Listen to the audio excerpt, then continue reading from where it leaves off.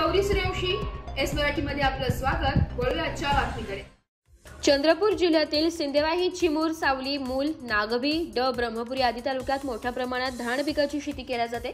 चंद्रपूर जिल्ह्यातील काही तालुक्यातील शेतकरी मोठ्या प्रमाणात दरवर्षी नव्या उमेदाने आपली शेती दिवस-रात्र राबवून कधी पाणी करायसाठी, कधी शेत राखायसाठी जंगली जनावर, साप, इंचू यांची पर्वा न करता राबत असतो। आपल्या घरातील पैसा शेतात गुंतवत असतो। त्यांची व कुटुंबाची सारी स्वप्न, आशा, अपेक्षा, हिम्मत त्या पिकावरच असते।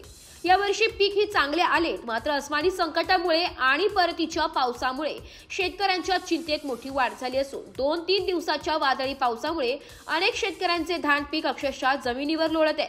अगदी काही दिवसात कापणीला आलेले पीक जमिनीवर लोळत पडल्याने धान उत्पादक शेतकऱ्यांचे मोठे नुकसान होण्याची शक्यता निर्माण झाली आहे। हाती आलेला घास निसर्ग पुन्हा ओरबळून घेणार का, या परिस्थितीमुळे शेतकरी वर्गात पुन्हा एकदा चिंतेचं वातावरण निर्माण झालंय।